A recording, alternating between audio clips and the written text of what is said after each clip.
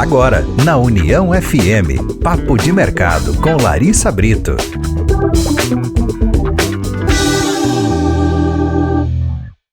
Muito boa noite, ouvintes da 105.3. Estamos começando mais um Papo de Mercado, nosso espaço aqui nas noites de segunda-feira, sempre para trazer histórias inspiradoras dos negócios locais. E hoje a gente vai falar de uma potência de inovação, de educação. Estou falando da Universidade Fevale, que fica aqui em Novo Hamburgo, e a gente está recebendo o reitor da Fevale, que é o José Paulo da Rosa. Muito boa noite, reitor. É um prazer receber o senhor aqui nos nossos estúdios. Seja muito bem-vindo. Muito boa noite, muito feliz em estar aqui na Rádio União, participando contigo aí desse bate-papo. É um bate-papo mesmo, bem descontraído, onde a gente vai resgatar vários aspectos, porque hoje quando a gente fala em Fevale, assim, acho que uma das primeiras coisas que vem em mente é qualidade, inovação, né? Mas tem uma história muito longa, né, por trás de tudo isso. E eu sempre gosto de resgatar aqui as histórias, onde que essas marcas tão fortes começam, porque tem um começo para todo mundo, né? E eu queria que o senhor resgatasse para os nossos ouvintes que daqui a pouco não conhecem, né, a história da Universidade Fevale, como que ela começou. Ela começou em 1969, né? Então vamos voltar um pouquinho no tempo e resgatar um pouquinho dessa história. Veja bem, nós faremos 56 anos agora, neste ano de 2025.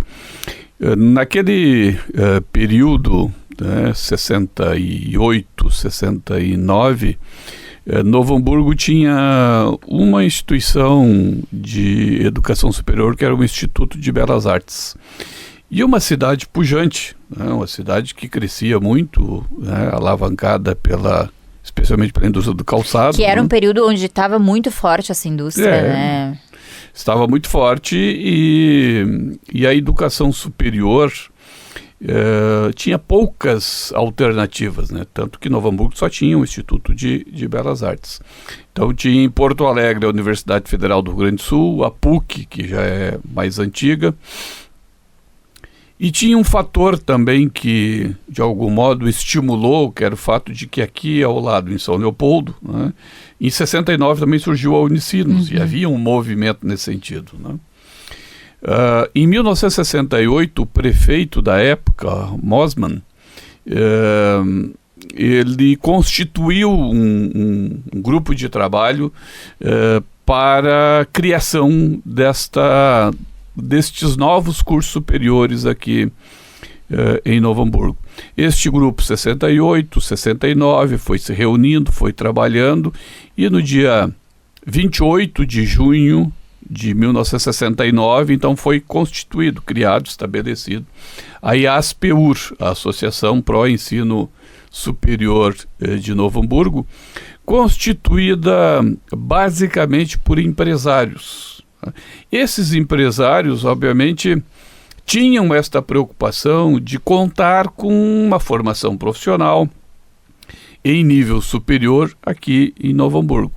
E, num primeiro momento, numa parceria com a PUC, porque o São Jacó, a escola onde hoje é o Campus 1, pertencia aos maristas.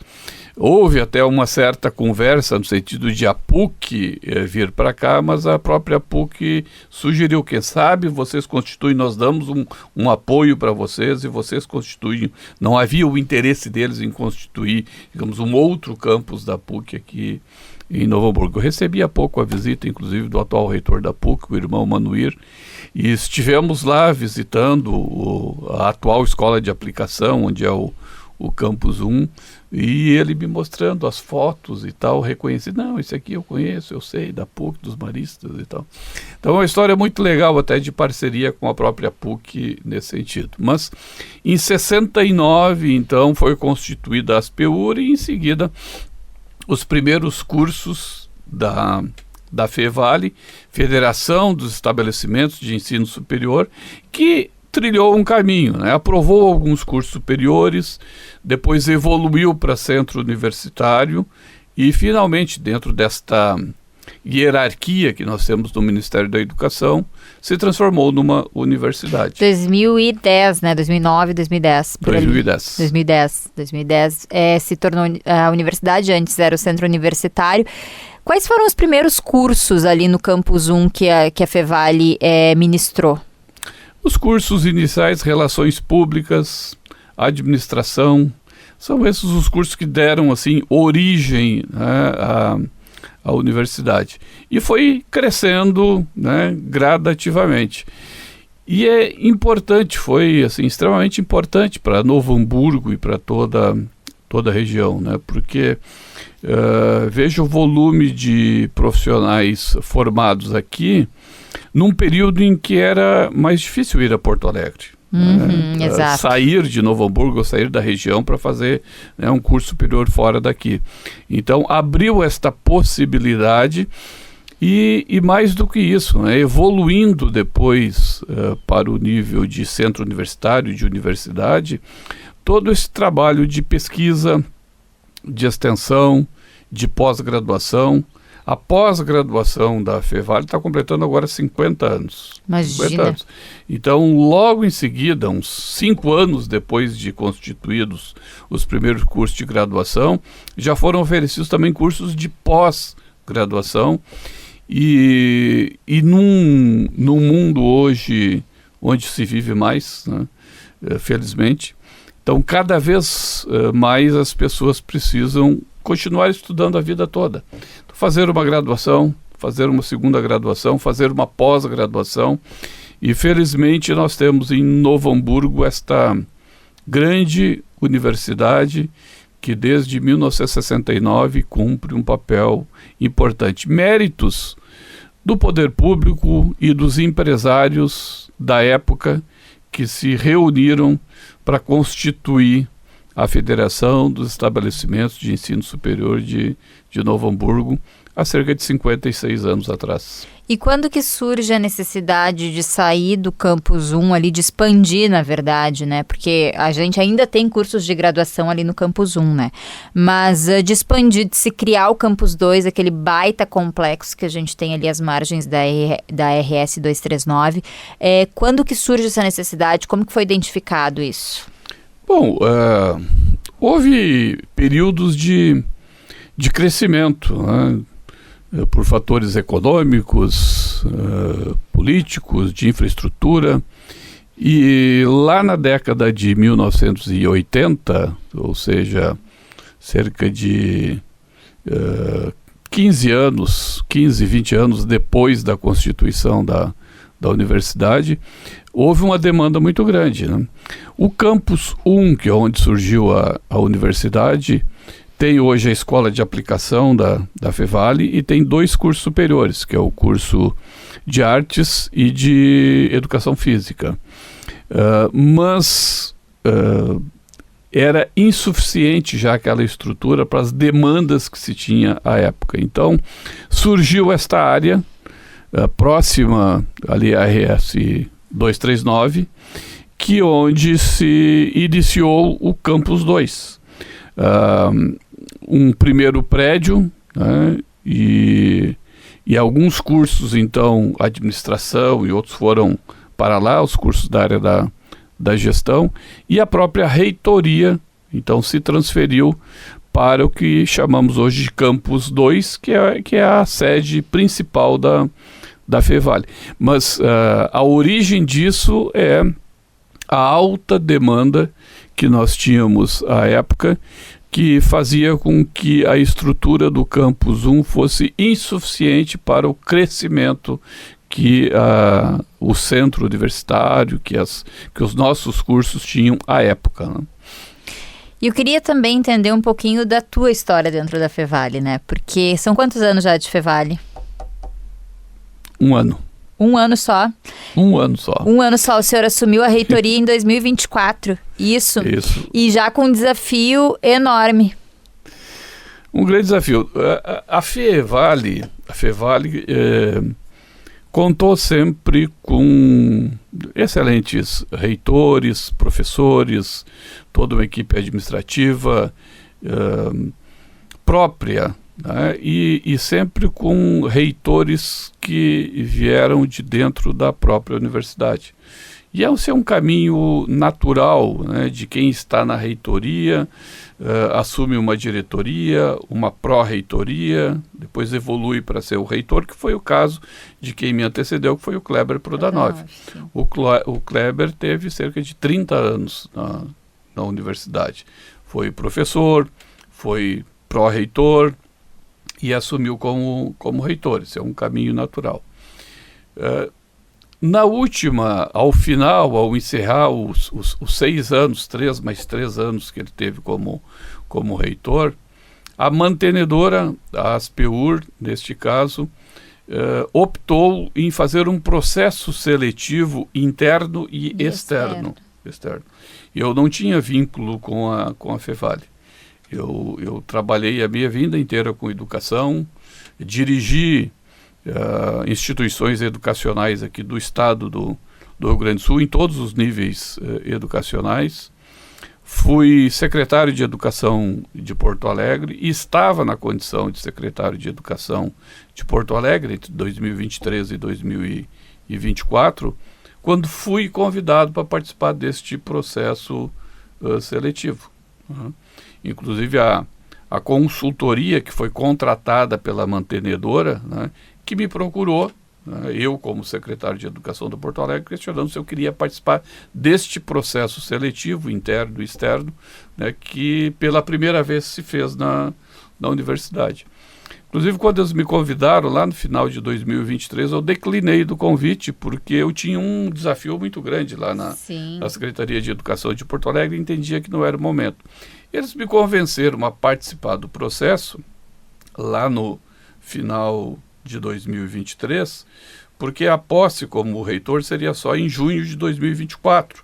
Então eles disseram, se tu participar do processo, não é algo que vai ser agora, então quem sabe? Eu falei, tá, vou participar desse processo. Participei, foi um processo bastante intenso, eles fizeram uma série de testes, de entrevistas, né, das quais eu participei no final de 2023, início de 2024, e lá em abril de 2024 eu tive uma reunião então com o Marcelo Clark Alves, que é o presidente da mantenedora, então, onde eles me disseram que eu fui o selecionado para assumir a reitoria. É algo realmente diferente, porque não é comum tu trazer alguém de fora. E tu esperava ser selecionado naquele momento? Tu tinha, assim, essa coisa dentro de ti que talvez fosse selecionado? Tu imaginava que talvez não? Tu esperava já essa resposta positiva? Olha, eu tenho confiança, assim, na minha formação, na minha trajetória, no meu perfil. Então, se eu participo de um processo como esse, eu acho que é porque eu tenho condições e eu posso ser selecionado. Todavia, como eu já estava em atividade e era também de fora da universidade, eu também tinha minha dúvida se eventualmente, de fato, eles iriam escolher alguém de fora. Então, eu achava que tinha condições, mas também não tinha certeza se seria escolhido. Então, fiquei feliz com a escolha e continuo muito feliz, né, com essa decisão, porque ser reitor de uma grande universidade me parece que é quase que o ápice, né, de uma carreira de quem trabalha em educação. Exato. E eu me senti muito lisonjeado com esse convite e ainda continuo desafiado por tudo aquilo que a gente tem que fazer à frente da universidade. Pois é, quando o senhor fala em desafios, a gente hoje está passando por muitas mudanças, né, no ensino superior. A gente recentemente aí teve mais uma sinalização do MEC em relação aos cursos à distância, né, aos cursos EAD. Como que o senhor vê o atual momento da educação superior no Brasil, que teve sim um boom, né, onde as pessoas tiveram muito mais acesso à educação superior do que se tinha no passado, e agora parece que está um pouco mais difícil, de novo, que as pessoas não veem mais, muitas vezes, a necessidade do curso superior, o que considero um equívoco, muitas vezes, né? Porque a formação é aquilo que sempre vai nos dar uma certa segurança, né? E como que o senhor vê esses desafios de lidar com esse presente da educação superior no país?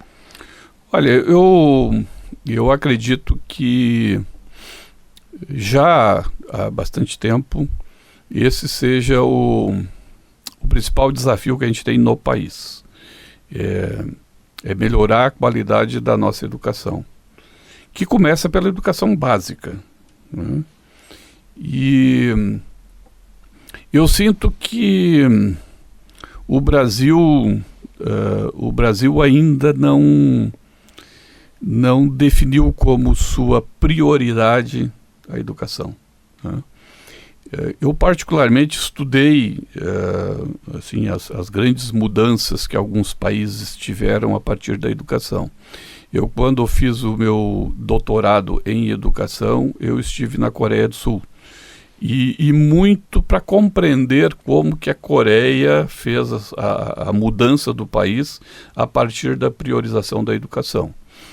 A Coreia do Sul, ela ficou sob o domínio do Japão de 1910 a 1945, por 35 anos, até o final da Segunda Guerra. A Coreia do Sul ficou sob o domínio do Japão. E foi um período muito difícil para os coreanos, porque o Japão, de algum modo, quis incutir a sua cultura, a sua língua. E quando eles reassumiram o controle do país, eles disseram, vamos priorizar a educação. Tá? Isso por volta, então, de 1946, 47, 48, teve a guerra que separou Coreia do Sul e Coreia do Norte. E mesmo assim eles mantiveram a educação na Coreia do Sul, mantiveram a educação como prioridade. E por cerca de 40 anos, eles destinaram 10% do PIB do país para a educação. Então ficou definido, 10% do PIB para a educação. A educação é prioridade. A Coreia do Sul tinha lá, nesses anos de final dos anos de 1940 e 1950, um PIB per capita inferior ao do Brasil e uma média de anos de estudo da população similar também ao Brasil, que era só de 3 anos. A média de anos de estudo da população naqueles anos. Com esta priorização da educação, a Coreia do Sul tem um PIB per capita que é 3 vezes o PIB per capita brasileiro e uma média de anos de estudo da população que é o dobro da média de anos de estudo do Brasil. Tá? O que demonstra que mais educação também permite mais desenvolvimento econômico. É um país maravilhoso, eu estive lá em Seul, eu visitei e pesquisei 4 escolas de Seul.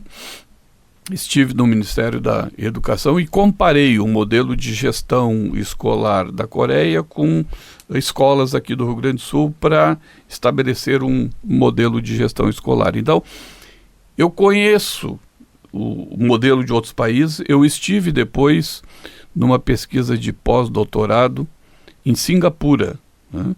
Singapura foi o primeiro lugar do mundo no PISA de 2015. E como é que um país chega, né, a primeiro lugar do mundo num grande teste mundial que avalia o conhecimento dos estudantes com 15 anos, né, que é o caso do PISA, em matemática, ciências e leitura. Singapura chegou lá. E Singapura foi uma colônia da Inglaterra até 1959. Tá? Aí conseguiu a independência do país e lá pelos anos de 1970 resolveu priorizar a educação. Tá? E eles por cerca de 30, 35 anos, com só escolas de turno integral e tal, conseguiram mudar a realidade do país e chegar no primeiro lugar do mundo no PISA. Tem hoje um PIB per capita também, que é um dos maiores do mundo, e é um país maravilhoso. Quem não foi a Singapura, é uma viagem difícil, mas eu sugiro que vá conhecer. Ela é exuberante, assim, a cidade. É claro que são cidades menores, né? Singapura tem cerca de 5 milhões de habitantes, é metade do Rio Grande do Sul. Mas mostra que é possível, né? Exato. Mostra que é possível. Tu priorizando a educação, tu consegue mudar a realidade é a base, de qualquer né? país. A educação a Coreia base. do Sul tem cerca de 40 milhões de habitantes, é um pouco maior a Coreia do Sul. Mas são países que conseguem mudar a sua realidade priorizando a educação. Aí a gente volta para o Brasil. Em que momento que nós priorizamos a educação? E quando tem eleição, os candidatos falam de educação, mas na prática depois não há esta priorização que deveria de começar no governo federal. Nós temos, assim, às vezes, algumas ilhas de desenvolvimento. Tem algum município que vai bem, porque aquele município consegue priorizar. Tem algum estado que às vezes se destaca, ou tem alguma rede privada que consegue ter um bom desempenho. Mas como país, nós não temos um projeto de país voltado à educação, né? E não vamos entrar nas brigas políticas, porque às vezes é de esquerda, de direita, nós Sim. temos um discurso, mas em nenhum dos casos dos últimos governos a educação foi efetivamente uma prioridade. Então, nós temos este problema do país que começa pela educação básica, né? Nós temos estudantes que concluem o ensino fundamental e não sabem escrever uma redação, não sabe fazer uma regra de 3, tem uma dificuldade muito grande de matemática. E às vezes encerra o ensino médio e permanece com essa dificuldade, e tem alguns que encerram o curso superior e ainda tem dificuldade. Tem dificuldade. Tu contrata um jornalista, contrata um jornalista que não sabe escrever uma matéria corretamente. Tem dificuldades, às vezes, no português. Exatamente. Bom, então nós temos esta dificuldade no país. E isto chega na educação superior. Então, a educação superior sofre o reflexo desta educação básica de baixa qualidade. E, especialmente na pandemia, abriu-se a porteira para a educação à distância, que foi uma solução lá em 2020, 2021, realmente foi um momento onde as pessoas não podiam ir até a escola, então a educação à distância, pelo menos, permitiu, né, que as instituições, especialmente as instituições de ensino superior, conseguissem fazer um trabalho assim que permitiu superar aquele momento. Mas terminou a pandemia e a educação à distância continuou com as regras que foram estabelecidas, né? Então nós temos hoje o maior número de alunos inscritos na educação superior à distância do que presencial. Mais de 50% dos alunos matriculados na educação superior estão em cursos à distância. Por quê? Porque houve uma oferta muito grande de cursos de educação à distância com um preço muito baixo e com a qualidade menor ainda, né? Então, aquele curso onde o aluno se inscreve, tem acesso a um PDF, ele imprime aquele PDF, ele lê aquele PDF, faz um simulacro de prova e ao final ganha um diploma. E preocupa que o curso à distância, que tem o maior número de inscritos hoje no país, cerca de 800 mil inscritos, é o curso de pedagogia. Exato. Aí quando a gente vê as dificuldades que a gente tem em educação e vê que os formados em pedagogia são formados em curso de educação à distância, qual é a realidade que nós vamos enfrentar? O segundo curso que tem maior número de inscritos em curso à distância é a administração. Os gestores que nós teremos também não serão os melhores gestores por conta da baixa qualidade daquilo que é oferecido. Eu entendo que a educação à distância é um caminho sem volta e nós precisamos adaptar em cursos semipresenciais, né, com conteúdos presenciais, outros conteúdos à distância e tal, mas tem que manter um mínimo de qualidade, um mínimo de controle, um mínimo de interação de um docente com os seus estudantes, que a avaliação, se o aluno se apropriou das competências necessárias, seja uma avaliação real, né? E que isso nos garanta que aquele aluno que vai receber um diploma, ele tem as competências mínimas para exercer aquela atividade que ele fez no curso dele. Então, este cuidado, de algum modo, fica um pouco melhor nesta nova regulamentação, tá? Que saiu semana passada. Isso. Essa nova regulamentação da educação à distância. Mas nós temos um passo muito grande, tem 2 anos ainda para implementar essas mudanças e tal. Então, mas eu fico preocupado com a qualidade da educação como um todo, da educação superior que nós atuamos, né? Neste cenário realmente onde nós não temos a educação como uma prioridade no nosso país. Pois é um cenário realmente preocupante. A gente falou aqui sobre educação à distância. Eu quero também falar, porque a Fevale, ela também tem cursos semipresenciais, né? Enfim, quero falar um pouquinho disso, quero falar um pouquinho mais sobre escola de aplicação, mas agora a gente vai para o intervalo comercial e na volta tem muito mais Papo de Mercado, recebendo hoje José Paulo da Rosa, reitor da Universidade Fevale. Na União FM, Papo de Mercado, com Larissa Brito.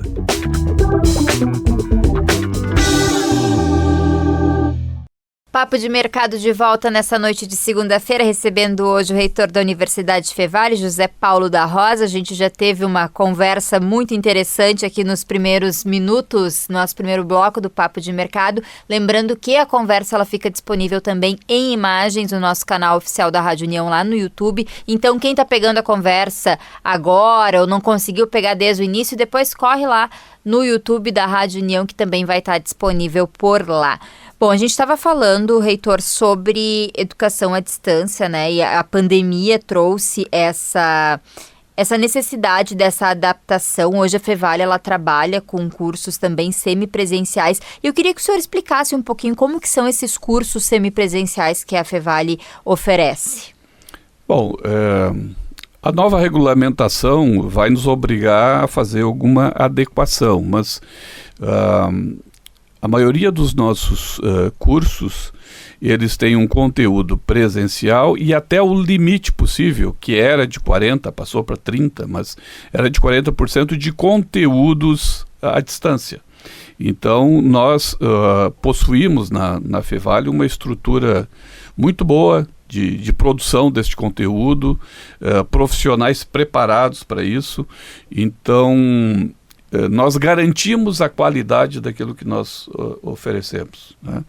Nós temos um ambiente virtual de aprendizagem à disposição do estudante e os conteúdos são produzidos pela Fevale, pelos professores da Fevale. Nós oferecemos isso, então, nos cursos presenciais, um conteúdo à distância, nesses cursos chamados semipresenciais, onde temos uma parte maior de conteúdos à distância, e temos também os cursos à distância. Nós temos 8 polos e oferecemos uma série de cursos à distância disponíveis também para quem quer acessar a Fevale, assim como todas as demais universidades hoje têm feito. Mas há essa nossa preocupação com a seriedade, com a qualidade, com a presença do estudante na hora da prova, que agora passou a ser exigência, mas que a Fevale já adotava. Então, boa parte, inclusive, daquilo que foi alterado nessa nova resolução não nos afeta, porque a Fevale já trabalhava nesse modelo. Mas nós oferecemos cursos presenciais, semipresenciais e à distância já há bastante tempo. O problema não é o curso à distância, né, reitor? Sim como que ele é feito, como que ele é aplicado, né? Então, as pessoas que estão nos ouvindo, não é que a gente é contra curso superior, pelo contrário, eu acho que ele é democrático, ele facilita que as pessoas tenham mais acesso, pessoas que às vezes não têm aquela disponibilidade de estar indo, até por uma questão de distância, de logística, enfim. Mas é essa garantia que uma instituição como a Fevale traz para que esse curso seja um curso realmente que vai formar um profissional capacitado, né? Eu acredito, inclusive nessa regulamentação nova que saiu, está estabelecido, e era que no teu diploma não fica claro se o curso, tu não estabelece que esse curso é à distância, que esse curso é semipresencial, concluiu um curso. E eu acredito que a educação é isso, a educação tem que ter qualidade. Independe se ela é presencial ou à distância, porque tem instituições presenciais que não têm qualidade também. Verdade. Então, a preocupação é com a qualidade daquilo que é oferecido. E nos cursos à distância, a mesma regra. Tem que ter qualidade, tem que ter preocupação com as competências que o estudante tem que se apropriar. Porque o mercado vai fazer essa seleção mais à frente. Quer dizer, tu vai contratar uma pessoa que não consegue entregar, né, entregar aquilo para o qual foi contratado, obviamente fica difícil de permanecer. Então, deveria ser preocupação de todos, a qualidade daquilo que está sendo oferecido, seja presencial, seja à distância. E sob esse aspecto, nós temos muita tranquilidade quanto à qualidade do que a Fevale oferece, seja presencial, seja à distância. Bom, hoje são 10 mil alunos numa estrutura robusta, né? Como que vocês conseguem manter essa proximidade com o aluno, manter o aluno engajado, diante dessa estrutura toda de tantas pessoas, né? Porque deve ser um desafio também, ainda mais com as pessoas cada vez mais querendo distanciamento, né? Elas cada vez mais estão se isolando. Como que faz para manter essa integração? Olha, nós temos espaços muito adequados, belos laboratórios. A Fevale tem o maior e melhor teatro do estado do Rio Grande do Sul, que nos permite uma série de eventos, de ações. Maravilhoso, é verdade. Com os estudantes, com a comunidade. Os nossos campos, seja o campus 1, aqui, onde a Fevale surgiu, o campus 2, às margens da RS 239, ou o campus 3, aqui em Campo Bom, são espaços diferenciados. Eu acredito que a gente vai ter que, talvez até, comunicar melhor isto, né? A diferença que faz tu ter essa estrutura à disposição para os teus estudos. A biblioteca que nós possuímos ali no Campus 2 é uma biblioteca maravilhosa, com salas de estudo, com um acervo à disposição. É uma pena que poucos jovens hoje valorizem, né, a leitura, a biblioteca, mas nós vamos ter que mudar essa realidade. Nós vamos ter que mudar, porque essa coisa de ficar nas redes sociais ou de ficar no celular, que os nossos jovens, as nossas crianças, né, enfrentam hoje, que nós precisamos enfrentar, nós vamos ter que mudar essa realidade. Acho que há momentos para tu estar nas redes sociais do celular e há momentos que tu tem que estar lendo um livro, estudando, conversando, interagindo. Tá? E isso a gente consegue oferecer num campus como nós temos no Campus 2. A pandemia mudou muito essa realidade, né? A pandemia, a educação à distância, as redes sociais, isso mudou um pouco este cenário. Antes da pandemia, todas as instituições de ensino superior tinham mais estudantes nos seus campos. A própria Fevale teve mais estudantes. Nós perdemos estudantes. As universidades do Comung, do consórcio das universidades comunitárias gaúchas, que são cerca de 14. Tem Fevale, tem Unicinos, tem PUC, Universidade de Caxias do Sul, tem de Santa Cruz, de Lajeado, de Pelotas, são 14 ao todo. Nós perdemos 100 mil estudantes a partir da pandemia. Tá? 100 mil essas 14 universidades que migraram para a educação à distância em outras instituições e que não retornaram para os campos. Então, nós temos este desafio de talvez comunicar melhor, de convencer os pais e os estudantes de que o melhor local para esse jovem estar é ali no nosso campus, com aqueles laboratórios, com aquele teatro, com aquela biblioteca, com aquele espaço de convivência que faz toda a diferença. E a convivência é importante, né? Eu sempre gosto às vezes as pessoas mais jovens vêm pedir dicas, né, pra gente, que já tá um pouquinho mais avançado aí na carreira, enfim. Eu sempre digo, o nosso network, o nosso mercado de trabalho, ele começa dentro da universidade. Eu lembro que meu primeiro estágio em rádio foi indicação de uma professora lá da Fevale, né? Uma professora Neuza Bongiovanni, me indicou para um estágio em rádio, né? Que até com o Rodrigo Giacometti, nosso diretor aqui da rádio. Então, começa dentro da universidade, né? A gente tem que ter o contato com os colegas. Até hoje eu tenho contatos com os meus colegas de faculdade, onde a gente se indica profissionais, enfim. É importante essa convivência, e aí muitas vezes na educação à distância a gente não tem essa convivência, né? Mas quando a gente tem a possibilidade de ter esses ambientes, tem que aproveitar, né, professor?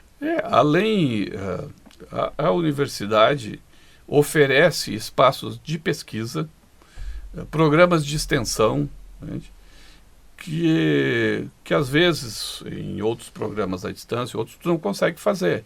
A universidade oferece isso.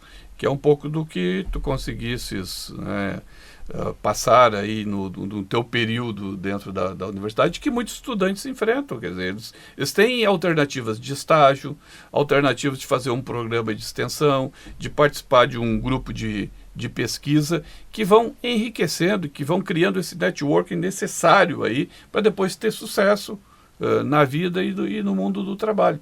E este ambiente a gente consegue propiciar dentro da universidade, dentro dos nossos campos. Então, é um desafio que a gente tem, é de convencer de que é o melhor local para se estar, né, e é dentro da nossa universidade. Quero falar um pouquinho também sobre a escola de aplicação, né? A escola de aplicação, ela fez, acho que 35 anos, se não me engano, né? E ela é uma escola que tem um viés educacional um pouco diferente, ela tem uma metodologia diferenciada, né?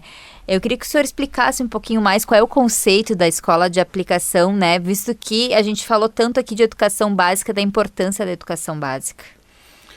A Fevale tem essa experiência com a escola de aplicação que é muito positiva. Nós temos já há 20 anos uma parceria com a Finlândia, com a Rank University. Eu tive a possibilidade de fazer uma viagem para lá 2 semanas atrás. Né? Olha só. 2 semanas atrás estive com o professor Spilk, o nosso pró-reitor de pesquisa, a professora Paula, que é diretora de internacionalização. Estive lá com eles e eles virão aqui em outubro. Em outubro nós vamos comemorar os 20 anos de parceria durante o Fevale Summit, né, o Novo Hamburgo Fevale Summit, que vai ser este ano, 1 e 2 de outubro. Eles estarão aqui conosco, participando, vão fazer alguma apresentação e vamos comemorar esses 20 anos de parceria. Eu falei antes da Coreia do Sul, de Singapura, mas cabe falar da Finlândia também, né? A Finlândia esteve sempre entre os países com melhor desempenho na educação. Tem já alguns anos, né, um instituto que divulga o ranking mundial da felicidade, né, e a Finlândia é o topo do ranking, é o país mais feliz do mundo, né, e possui uma metodologia pedagógica diferente, que permite que eles tenham bons resultados, que sejam sede de grandes empresas, a Nokia, por exemplo, está ali na Finlândia, e que sejam felizes. Então, há 20 anos nós temos uma parceria com eles. Os nossos professores foram até lá, eles vieram até aqui, e utilizamos uma metodologia diferenciada na nossa escola de aplicação. Os estudantes, eles se reúnem em grupos por ciclos. Então, em vez de ter primeiro ano, segundo ano, terceiro ano, tem o primeiro ciclo, que vai do primeiro até o terceiro, depois o segundo ciclo. E é uma metodologia que permite projeto, né? O estudante trabalha um projeto onde, naquele projeto, ele tem conceitos de matemática, de ciências, de português, de geografia. Então, está tudo integrado, que permite esta integração entre os estudantes, que em algumas escolas a gente tem mais dificuldade de encontrar. Tá? Os alunos são avaliados, mas é uma avaliação ao longo dessa jornada. Né? Ele é um pouco diferente a metodologia, mas que permite que o estudante se aproprie das competências necessárias, mas tendo uma visão mais integrada desses conteúdos, dessas competências que ele precisa desenvolver. Eu tenho convicção de que a gente tem que preparar o estudante para o mundo do trabalho e para a vida, né? E tem que saber muito bem dosar isso nesta fase da educação básica, especialmente do ensino fundamental. Nós propusemos este ano uma certa priorização em algumas questões de tecnologia, de esporte, né? Tecnologia, de esporte e de internacionalização. Nós já temos um trabalho de internacionalização forte na escola de aplicação. Nós temos algumas aulas online onde estudantes do Canadá, por exemplo, estão numa sala de aula e os nossos estudantes estão aqui assistindo a aula do professor de lá e os estudantes lá assistindo a aula daqui, e há uma interação com eles. Ou com estudantes do Chile ou do Peru. Então, permite este exercício prático da internacionalização com os nossos estudantes. Eventualmente recebemos estudantes ou professores desses países também dentro da escola e propomos, em alguns momentos também, a ida dos nossos estudantes para visitar essas escolas em outros países. Então, tem um trabalho de internacionalização, tem um trabalho de esportes que nós estamos assim, fortalecendo, oferecendo mais alternativas de atividades esportivas e todo, né, este trabalho da tecnologia, oferecendo mais espaços com mais tecnologia à disposição do estudante. Isto tem permitido formar estudantes que realmente estão preparados para o mundo do trabalho e para a vida e felizes, né? Que é este modelo que nós temos da Finlândia. O nome de escola de aplicação é um nome que remete ao fato de que o curso de pedagogia ou os cursos de licenciatura da universidade fazem também estágio, fazem trabalhos. Então nós temos muitos estudantes e professores, pesquisadores da universidade que estão no dia a dia da escola também aprendendo, conhecendo. Isso enriquece a todos, né? Então a escola de aplicação da Fevale muito nos orgulha, né? E eu faço gosto que os nossos estudantes e os pais e mães dos nossos estudantes também se orgulhem, né, dos estudantes que vão se formar da universidade, porque eu tenho convicção de que terão muito sucesso na sua vida. Sou suspeita porque minha filha é aluna da escola de aplicação, né? Mas realmente é uma coisa que chama muito atenção, é essa metodologia diferenciada. E uma outra coisa que chama muita atenção também é a política de inclusão da escola. Porque a gente sabe que a inclusão, ela é necessária, ela é lei, ela é obrigatória, né? Mas às vezes na prática as coisas não funcionam como deveriam, né? Muitas vezes por falta de informação, por falta de recursos, né? Ou às vezes também por porque não há o interesse em se fazer aquela inclusão da forma adequada. E a Fevale hoje ela é uma referência em inclusão, né? Tanto que a escola tem alunos de outras cidades, né? Porque por essa inclusão tão bem executada. Como que o senhor vê isso? Isso é algo intencional ou é algo que já faz parte desse processo, dessa metodologia diferente, ou em algum momento foi pensado, não, a gente também quer ser referência em inclusão escolar? E quando a gente fala inclusão, né, para os nossos ouvintes, para ficar claro, a Fevale, ela recebe alunos com diversos níveis de deficiência, seja intelectual, seja motora, né, dentro de alguns transtornos, como espectro autista, transtorno de hiperatividade também, né, déficit de atenção. Então, como que vocês fazem para manter esse padrão de qualidade? Como que o senhor avalia esse processo todo? Eu avalio de forma muito positiva. É um desafio hoje para todas as escolas enfrentar essa questão da inclusão.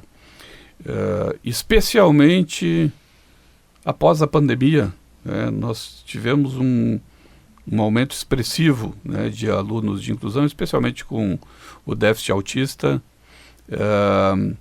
chegando nas nossas escolas.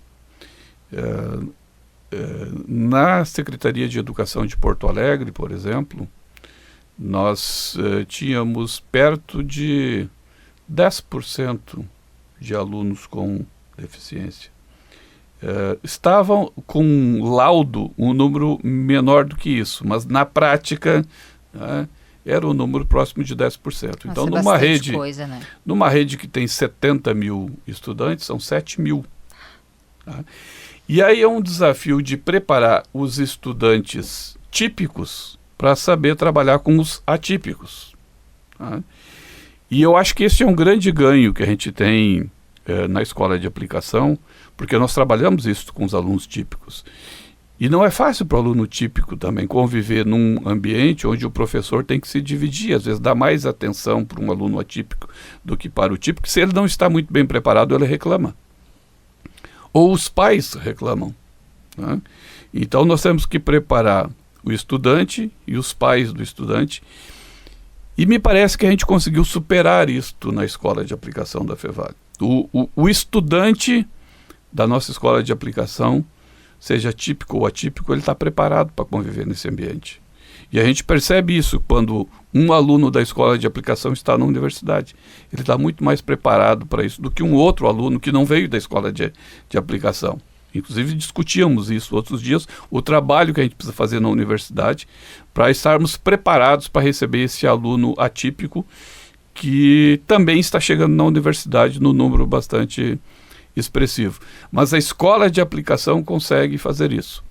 Tem uma definição de educação de um grande teórico francês, Émile Durkheim, que diz que o objetivo da educação é desenvolver em cada indivíduo toda a perfeição de que ele é capaz. O objetivo da educação é desenvolver em cada indivíduo toda a perfeição de que ele é capaz. E eu acho que este é o desafio que nós temos. É desenvolver a perfeição que um aluno atípico é capaz. Pode ser que ele não se aproprie de todas as competências daquele módulo, daquele ciclo, né? Mas do que ele é capaz? Será que a gente consegue fazer com que ele desenvolva toda a perfeição de que ele é capaz? E do aluno típico também toda a perfeição de que ele é capaz. Alguns são melhores para matemática, outros são melhores para o português, outros melhores para as artes. Nós temos que desenvolver esta perfeição de que ele é capaz. E é um pouco disso que a gente procura fazer na escola de aplicação, e eu acredito que estamos fazendo muito bem. Eu participei da última formatura do ensino médio, que foi lá no nosso teatro, e eu sempre me emociono nas formaturas. E numa formatura como essa, onde nós temos alunos atípicos, participando junto com os típicos e todos emocionados, empolgados, felizes com o que conseguiram fazer nesta trajetória dentro da escola, isso é muito emocionante. E eu acredito que a gente vai continuar neste caminho, sendo uma das escolas que realmente faz o melhor trabalho de inclusão aqui na região. Perfeito. E que seja inspiração para outras escolas também, né? Ainda dentro desse assunto, vocês, com o novo ensino médio, o aluno também tenha essa vivência, muitas vezes, do espaço do Campus 2. Já tem uma pequena prévia do que vai ser ali na frente, né? Com as jornadas, né, de aprendizagem que ele tem no novo ensino médio. E aí também é uma forma de trazer mais alunos ali para a universidade também, de mostrar. Vocês conseguem fazer esse trabalho de uma forma bem envolvente, né, professor? Nós procuramos disponibilizar o espaço da universidade para o estudante, tanto do ensino fundamental quanto do ensino médio, especialmente do ensino médio. Ninguém é obrigado a concluir o ensino médio da escola de aplicação e permanecer na Universidade de Fevale. Quem, por uma série de motivos, opta por uma outra instituição, está bem, o importante é que continue estudando, mas obviamente nós queremos que este aluno permaneça conosco, dentro do possível, né?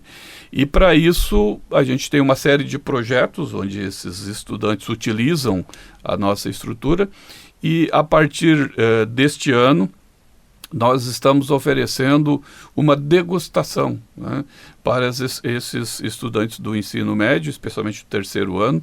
Eles podem cursar uma disciplina de um curso superior do seu interesse, gratuitamente.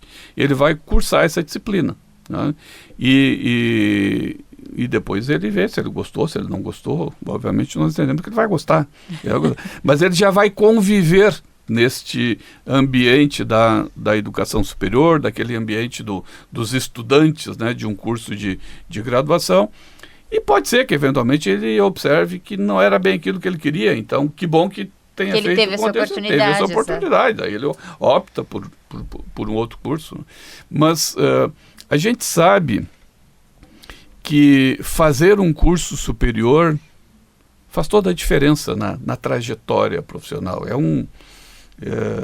um desperdício que o estudante conclua o ensino médio e interrompa ali os seus estudos, entendendo que já é o suficiente, né? E a gente sabe que não é o suficiente. Quem conclui um curso superior tem um salário, uma renda, tem uma possibilidade de ganho, né? Muito maior. Tem mais competência para poder empreender, porque não precisa necessariamente trabalhar como empregado, pode empreender, mas naquele ambiente que permite o networking também, que nós falamos há pouco, né, ele vai ter muito mais possibilidade de empreender. Então, estimulamos de fato o estudante para que ele continue estudando e faça um curso superior, preferencialmente na Universidade Fevale. Bom, tem tanta coisa ainda que eu quero falar aqui. Tô vendo o B já fazendo sinal lá, mas eu quero falar de Fevale Tech Park, que abriga hoje mais de 100 empresas. A importância dessa relação de mercado de trabalho, de impulsionar, como que a Fevale planeja os próximos anos em relação, que é o Campus 3 da Fevale também, né, Fevale Tech Park. Então, como que o senhor avalia isso? Nós continuaremos investindo bastante nesse trabalho que fomenta o empreendedorismo, né? Eu acho que é um dos papéis relevantes da universidade. O Fevale Tech Park tem cerca de 120 empresas, algumas delas ali em Campo Bom, outras no Hub One aqui em Novo Hamburgo e também num espaço que nós temos em Porto Alegre. Tem um prédio de 7 andares que nós temos lá em Porto Alegre que cedia também um grupo de empresas ligadas ao Fevale Tech Park. E são empresas que muitas vezes surgiram dentro da própria universidade, em atividades de hackathons e outros que nós estimulamos o surgimento assim, de startups que depois se desenvolvem, né? Uma observação, um parênteses, né? A atual empresa de publicidade que atende a Fevale, a GAMP, surgiu há 18 anos dentro da Fevale. Sim. Como um projeto também ali, que foi indo, pequeno e tal. Hoje é uma grande empresa que atende vários e foi contratada pela Fevale para ser agência de publicidade da Fevale. Então, é um circuito vitorioso, virtuoso, né, de formação de empreendedores, que está dentro do Fevale Tech Park. Dentro dessa característica também de inovação, né, de estimular a inovação, criar estes espaços de inovação aberta, como nós temos, estimular essas empresas, né, a ajudar outras empresas a fazerem a sua inovação, é um papel importante da universidade. Nós vamos continuar incentivando, inclusive dentro ali de Campo Bom do Fevale Tech Park, nós temos um grande investimento agora com empresas de tecnologia na área da saúde. Tem inclusive recursos federais que nós conquistamos e que vão permitir ampliar o Fevale Tech Park e sediar ali empresas de tecnologia voltadas à área da saúde. Então há um projeto realmente de crescimento, de expansão, estimulando isso.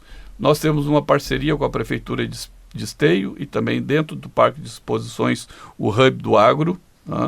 Então tem um espaço lá dentro do Parque de Exposições que a Fevale vai administrar em parceria com a Prefeitura de Esteio para desenvolver startups, empresas de tecnologia com soluções para o agronegócio.